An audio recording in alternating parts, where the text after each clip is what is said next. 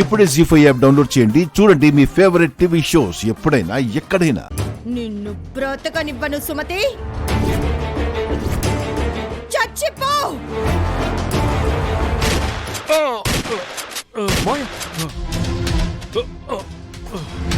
No అన్నయ్య, no no.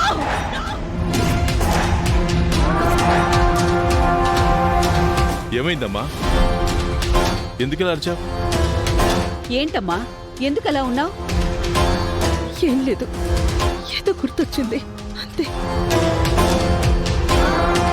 Sorry అండి, మా ఆడపడుచు గురించి చెప్పి మిమ్మల్ని ఇబ్బంది పెట్టినట్టున్నా. అదేం లేదు వదినా. అచ్చం మా సుమతిలా పిలిచావమ్మా. శివ నీకు అన్నయ్య అయితే లలిత నీకు వదినే, నేను నీకమ్మని. అవునమ్మా, నువ్వలా అమ్మ వదిన అన్నయ్య అని పిలుస్తుంటే మా సుమతి పిలిచినట్టుగానే ఉంది. మీరలాగే పిలవండి. మాకు మా సుమతి దగ్గరలేని లోటు తీరినట్టుంటుంది. మిమ్మల్ని మిస్ అయిన లోటు నాకు ఉంది వదినా. అందుకే దేవుడు నన్ను మీ దగ్గరికి పంపించాడు. అలా పిలవడం మీకు ఇబ్బందిగా ఉంటే పర్వాలేదమ్మా. అదేం లేదన్నయ్యా, అలా పిలవడం నాకు సంతోషమే. నేనిక్కడున్నంత వరకు నన్ను మీ చెల్లెలు సుమతనే అనుకోండి. ఎంత మంచి మాట చెప్పావు తల్లి. సుమతే నీ రూపంలో వచ్చినట్టుంది. ఇది సుమతి రూమమ్మా. ఈ రూమును మీరు వాడుకోండి. ఇది మీ ఇల్లే అనుకోండి. అలాగే అన్నయ్య. మీరెప్పుడు తిన్నారు ఏంటో?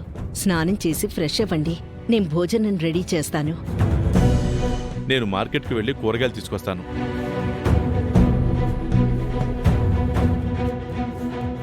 నువ్వు ఇంటికొస్తే వాడి చెల్లెలే వచ్చినంత ఆనందపడుతున్నాడు చూడమ్మా.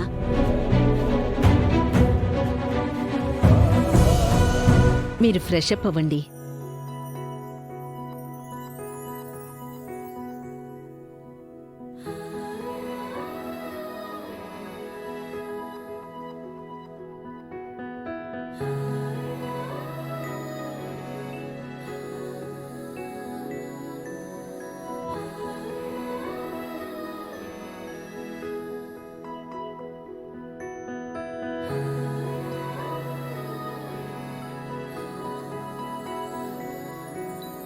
అమ్మా, అన్నయ్య, వదిన అందరూ నా మీద చూపిస్తున్న ప్రేమకు లొంగిపోయి నేనెవరో వాళ్ళకి నిజం చెప్దామనుకున్నాను.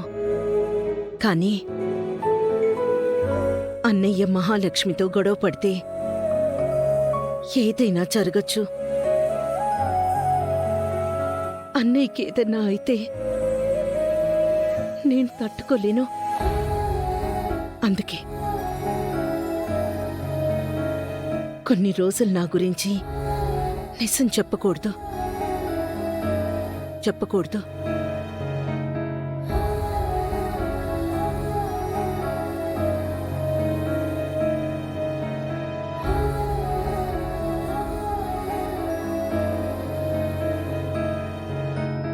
జీ5 యాప్ డౌన్లోడ్ చేసి అన్ని ఎపిసోడ్స్ పూర్తి ఉచితంగా చూడండి.